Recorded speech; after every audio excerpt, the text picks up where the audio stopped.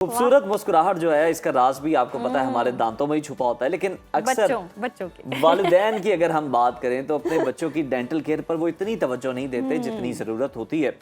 इस गफलत की वजह से बच्चों के दांत गलत समत में बढ़ने लगते हैं और बड़े होने पर उन्हें फिर ब्रेसेस लगवाने की जरूरत पड़ती है। और बच्चों के दांतों की सेहत के लिए कौन सी एहतियाती तदाबीर जो हैं वो ज़रूरी हैं, आइए जानते हैं रुबीना यूसुफ की खुसूसी रिपोर्ट।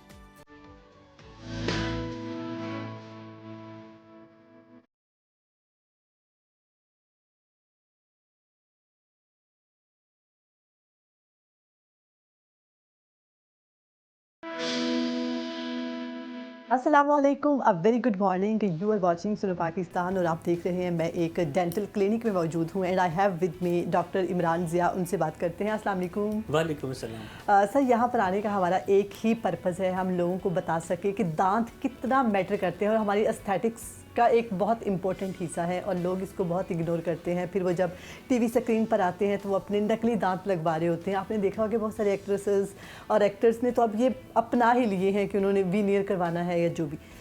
तो कितना ज़रूरी है जो हमारी सोसाइटी है उसमें जो हमारी ख़ास तौर पर माएँ कि उन्होंने अपने बच्चों का ख्याल रखना होता है। उनको नहीं पता होता कि बच्चे के दांत दो दो निकल रहे हैं, उनको किस तरह से ओवरकम करना है और फिर कितना इस मतलब किस स्टेज में ज़रूरी है कि बच्चों को यहाँ पर हम क्लिनिक में लेकर आएँ।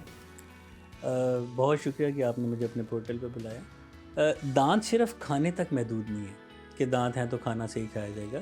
दांत ना सिर्फ खाने के लिए ज़रूरी है बल्कि आपकी एक सोशल अपीयरेंस, आपकी एस्थेटिक्स, आपकी कॉस्मेटिक्स में बड़ा काम अदा करते हैं। आपकी स्माइल खूबसूरत नहीं होगी, आपके दांतों पे पीले लाल धब्बे होंगे, पान के दाग होंगे, स्मोकिंग स्टेन्स होंगे, तो कोई आपकी बात पे तवज्जो भी नहीं दे सकेगा और आपके बात को कोई वेटेज नहीं होगी। इसके अलावा अगर मुंह से स्मेल आ रही है या मसूड़े से ब्लीडिंग हो रही है तो ये भी एक बैड सोशल फैक्टर है। पेशेंट इसमें लैक ऑफ कॉन्फिडेंस का शिकार हो सकता है। और सबसे अहम बात जिसकी तरफ बहुत कम लोग जानते हैं कि बहुत से अल्फाज ऐसे हैं कि वो दांत की साथ ज़ुबान की नोक टकराती है तो उनकी प्रोनाउंसिएशन बेहतर होती है। अगर दांत वहाँ पे नहीं होंगे, टूटे फूटे होंगे, तो प्रोनाउंस सही नहीं होगा। अच्छा, इससे फ़र्क पड़ता है? बिल्कुल, सामने के दांत ना हो तो सीन, चे, तोए, ज़्वात, जेड ये लफ्ज़ हाँ, कुछ दांत आपको ज़रूरत पड़ती है दो दांतों को जोड़ने की, कुछ वर्ड्स बोलने की। तो दांत ना सिर्फ खाने के लिए बल्कि मुस्कुराने के लिए और बोलने के लिए भी ज़रूरी है। अब रही बात कि माँ बाप को कब से देखना चाहिए, सबसे पहली बात दांतों की गड़बड़ की इब्तदा तब होती जब पैदाइश के बाद माएँ उनको फीडर पे लगा देती। फीडर से तालू तंग हो जाता है और बच्चों के दांत बड़े होकर टेढ़े होते हैं जिससे कि ब्लीडिंग होती है, दांतों में कीड़ा लगता है और सबसे बड़ी बात दांत टेढ़े हो जाते हैं और फिर अलाइनर या ब्रेसेस लगाने के साथ उनको हम सीधा कर सकते हैं। सर, फीडर से किस तरह हो सकता है आपका ये बढ़ जाता है? बिल्कुल ऐसे, जब बच्चा पैदा होता है तो उसकी जबड़े की हड्डियाँ बल्कि सारी जिसम हड्डियाँ सॉफ्ट होती हैं। जब बच्चा निप्पल को सक करता है, जब वो सकिंग रिफ्लेक्स उसका डेवलप होता है तो रबर के या सिलिकॉन के निप्पल के साथ ही उसके तालु की शेप हो जाती है और जबड़ा तंग होगा तो दांत बाहर को आएंगे। इसको किस तरह से हम रोक सकते हैं? कोई और अल्टरनेटिव है फीडर का? क्योंकि बच्चे तो उसके बगैर दूध नहीं पीते। मदर फीड एक बेस्ट अल्टरनेट है और अगर ज़रूरी है कि साथ बॉटल फीड करनी है तो उसको मुख्तसर टाइम के लिए करें। बहुत लंबा पूरी रात के लिए जो मुँह में दे देते हैं उससे सारी रात बच्चा सोया भी रहता है और वो सकिंग रिफ्लेक्स उसका इतना डेवलप हो जाता है कि तालु तंग हो जाता है। तो बेहतर है कि लिमिटेड टाइम के लिए बॉटल फीड करें और साथ बाकी जो आप उसको फीडिंग कप या उसके थ्रू भी दे सकते हैं चीज़ें। अच्छा सर, ऐसा है कि कुछ ऐसे बच्चे हैं जिनके एक मुंह में दो दो दांत आ रहे होते हैं, एक यहाँ एक यहाँ एक यहाँ, वो क्या सीन है? मतलब एक जगह से दो दांत कैसे?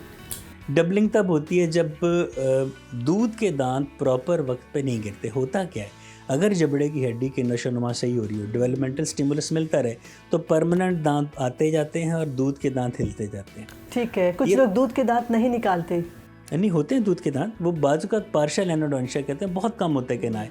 अब जहाँ तक डबलिंग को हम बात को डिस्कस करें, डबलिंग तब होती है जब दूध के दांत अपने वक्त पे नहीं गिरते, वो भी रहते हैं, परमानेंट भी जाते हैं, आ जाते हैं। उसकी वजह क्या है कि चूँकि जबड़ा छोटा होता है तो उसमें दूध के जो परमानेंट दांत हैं वो दूध के दांतों को वक्त पे गिराते नहीं हैं, वो अपनी जगह निकल आते हैं, दूध के दांत अपनी जगह निकल आते हैं। तो डबलिंग हो जाती है। इसमें हम ये करते हैं कि दूध के दांतों को निकाल देते हैं ताकि परमानेंट दांत अपनी जगह पे आ सकें। ठीक है, वो आ जाता है अपनी जगह पे या फिर उसके लिए कुछ अलाइनर यूज़ करना पड़ता है? कुछ केसेस में तो खुद ब खुद आ जाते हैं। बच्चा बड़ा होता है, जबड़ा फैलता है, जगह बनती तो अलाइनमेंट हो जाती है। मेजॉरिटी ऑफ केसेस में जब ये ऐसा नहीं हो पाता फिर हम ब्रेसेस या अलाइनर्स के थ्रू दांतों की अलाइनमेंट पूरी करते हैं। सर ये स्केलिंग कितनी देर बाद करवानी चाहिए? मैंने सुना है कि आपका जो है दांत इससे वीक हो जाते हैं अगर आप कोई 6 मंथ बाद स्केलिंग करवाते हैं। कुछ ऐसे लोग हैं जिन्हें प्लाक कुछ लोगों से ज़्यादा आता है। हमारी फैमिली में कुछ ऐसे लोग हैं कि अगर आज स्केलिंग करवाई है ना तो कोई 3 से 4 महीने बाद फिर प्लाक अंदर से बनना शुरू हो जाता है। तो क्या इससे दांत वीक हो जाते हैं अगर आप करवाते रहें? सबसे पहले तो ये मिथ दूर करें कि स्केलिंग करने से दांत ख़राब होते हैं, कमज़ोर होते हैं। मुझे ये बताइए कि मुंह धोने से क्या मुंह ख़राब होता है? ये मैं अपने पेशेंट से कहता हूँ जो मुझे कहते हैं। आप दुनिया जहान की अच्छी टूथपेस्ट से ब्रश कर लें, दुनिया जहान के बेहतरीन माउथ वॉश से कुल्लियाँ कर लें, हमारे थूक में मौजूद जो बैड बैक्टीरिया हैं वो पौने घंटे या घंटे के बाद प्लाक बनानी शुरू कर देते हैं। अब रही बात आपने कही दांतों पर प्लाक जमती है, इसकी दुनिया में 2 ही रीजंस हैं। या तो ब्रश ना किया जाए सिरे से, या किया जाए लेकिन सही तरीके से ना किया जाए। प्लीज़ ये भी आज आपने बताया कि ब्रश को सही तरीके से ब्रश करने का सही तरीका मैंने ये मॉड्यूल रखा है। इसीलिए जैसे ऊपर के दांत हैं, लोग क्या करते हैं कि यूं ब्रश करते हैं, यूं। मैं भी सॉरी ठीक है ना, अगर आप क्लोजअप दे सकें तो ये जो दांतों की जगह हैं इनको जब यूं करेंगे आप साफ तो दांतों में मैल और जम जाएगा। जब ऊपर नीचे साफ करेंगे ना तब ये दांत साफ होंगे। अच्छा, इससे कभी कभार ये जो आपकी गम्स हैं इनमें भी लग जाता है ब्रश? नहीं, आप आराम से करें। ठीक है, बहुत स्लो। इसी तरह ये नीचे के दांत तो नीचे ऐसे साफ करें, बजाय इस तरह करने के आप यूं साफ करें। उसके अलावा जो ये सरफेस है जहाँ पे मसूड़े और दांत मिल रहे हैं, यहाँ पे गुलाई की शक्ल में सर्कुलर मोशन से करें। यानी कि इन शॉर्ट कभी हॉरिजॉन्टल ब्रशिंग ना करें, no, vertical brushing and rounded. उसके बाद जो ये सतह जहाँ से खाना चबाते हैं इसको आपने ब्रश रख के तो यूं साफ करना है, यूं। ये मैं बिल्कुल ऐसे जैसे, ठीक है। नीचे के दांतों को भी आपने, ये जो फ्लोर ऑफ द टूथ है इसको आपने राइट लेफ्ट करना है। इसके अलावा जो निचले दांतों में जब हमारा थूक इकट्ठा होता है वो ये जगह, तो यहाँ पे आपने ब्रश को यूं करके आपने ये फर्ज करना है कि आप किसी फती से उसको निकाल सकते हैं। आप यूं करें, मैं आपको लिख के देता हूँ कि कभी आपके दांतों पे प्लाक नहीं जमेगी। ब्रश करने का तरीका, ब्रश की सिलेक्शन, ब्रश करने का वक्त। अब एक और बात निकल आई इसमें से, हमारे यहाँ क्या है जी, सुबह उठ के ब्रश करना। सुबह उठ के ब्रश करना ऐसे ही है जैसे आपने कोई चोरी होने के बाद गेट को लॉक किया। अब होता है कि रात को आपने डिलीवरी बॉय खाना वाना किया, एंजॉय किया और सो गए। होता है क्या कि मेजर पोर्शन जो आपने चबाया वो तो मैदे में चला गया, लेकिन जो लेफ्ट ओवर्स हैं वो में इकट्ठे रह गए, और वो जो हमारे सलाइवा के साथ बैड बैक्टीरियम के साथ मिलकर 2 तरह के एसिड्स बनाते हैं, butyric acid and lactic acid. ये 2 एसिड्स हैं, ये दांतों में कैविटी बनाते हैं और मसूड़ों की स्वेलिंग का बायस बनते हैं, जिससे बाद में मसूड़ों से ब्लीडिंग होती है, मुंह से बदबू आती है। और मसूड़ों की ब्लीडिंग को अगर आप अनट्रीटेड छोड़ते हैं तो ये और बहुत सी बीमारियों को जन्म देती है, जिनमें सबसे ज़्यादा हार्ट अटैक का रिस्क होता है और जोड़ों के दर्द से। ठीक है सर, बाकी मुझे बताइएगा रूट कनाल कितना सक्सेसफुल है, और ये जो दांत का हम इम्प्लांट करवाते हैं ये कितना सक्सेसफुल है? मैंने भी अपने 2 दांत इम्प्लांट करवाने और मुझे बहुत फोबिया है कि मेरी एक मेजर सर्जरी होगी, अंदर से वो गॉज डलेगा, तो वो कितना मतलब फोबिया है, और ये क्या वाकई सक्सेसफुल हो जाता है? ये मेरा थोड़ा सा ओवरकम कर दें आप। पहले तो मैं बताऊँ कि रूट कैनाल ट्रीटमेंट होता क्या है। दांत की रूट की जो कैनाल है उसके ट्रीटमेंट को रूट कैनाल ट्रीटमेंट कहते हैं। ब्रेन से ब्लड और नर्व सप्लाई आ रहती है हर दांत में। जब एक दांत सेंसिटिव हो जाता है या पेनफुल हो जाता है, तो आज से पहले तो ये था कि इलाज दंदा अखराज दंदा के दांत खराब हुआ कटा दो, अब वो नहीं है। अब रूट कैनाल कुछ दहाइयाँ पहले ये आया एक तरीका इलाज, जिसके जरिए हम दांत को आम जुबान में डेड करना कहते हैं कि हम वो ब्लड सप्लाई या नर्व सप्लाई काट देते हैं और दांत को बचा लेते हैं। दांत डेड हो जाता है, उसके ऊपर कोई ठंडे गर्म का असर नहीं होता। उसके बाद उसके ऊपर हम कितनी देर तक ये सर्वाइव कर सकता है, ये जो डेड दांत है? ये डिपेंड करता है कि आपका यूजेज कैसा है या आप कितनी केयर करते हैं। रूट कैनाल करने के बाद दांत के ऊपर अगर कैप या क्राउन करा लिया जाए तो उसकी मुद्दत और बढ़ जाती है। तो यूजुअली 8 से 10 साल तो एक दफ़ा रूट कैनाल चल जाती है, इससे ज़्यादा भी हमने देखा लोगों के दांत सस्टेन करते हैं। ठीक है। अब बात आ गई आपके दूसरे पार्ट की, इम्प्लांट। इम्प्लांट एक जदीद तरीन तरीका इलाज है किसी निकले हुए दांत की जगह नया दांत लगाने का।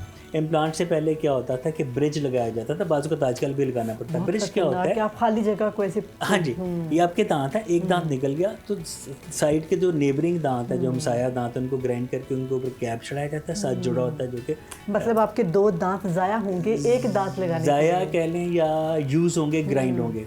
एक दांत की खातिर 2 और दांतों का भी नुकसान होता है। इससे बचने के लिए इम्प्लांट एक सोचा गया, एक जिद्दत आ गई। सर बहुत शुक्रिया, आज आपने हमें इतनी ज़बरदस्त इन्फॉर्मेशन दी और आपने अपना कीमती वक्त दिया, बहुत शुक्रिया जी। नाज़रीन, जैसा कि आपने देखा है कि आज हम स्पेशल यहाँ पर डॉक्टर के पास आए हुए थे और हमने अपने दांतों पर काफ़ी सारी कन्फ्यूजन्स दूर की हैं, बात की है डिटेल में। तो मुझे लगता है जो मदर्स हमें देख रही हैं और वो अपने बच्चों के दांतों का ख्याल नहीं रख रही हैं, तो मुझे लगता है ये उन पर बहुत ही बड़ा गुनाह किया जा रहा है। जब बच्चा बड़ा होता है तो वो ये कह रहा होता है कि माँ आपने मेरे दांतों का ख्याल क्यों नहीं रखा। मदर्स बहुत ज़्यादा मसरूफ़ रहती हैं, लेकिन थोड़ा सा वक्त निकाल कर आपको आना चाहिए क्लिनिक, दांत दिखाने चाहिए, क्योंकि ये हमारी मुस्कुराहट का यही एक ज़रिया है। मुझे उम्मीद है कि आज आपने हमारे सेगमेंट से बहुत कुछ सीखा होगा। ऐसे ही सेगमेंट्स देखने के लिए देखते रहिए हमारा प्रोग्राम सुनो पाकिस्तान।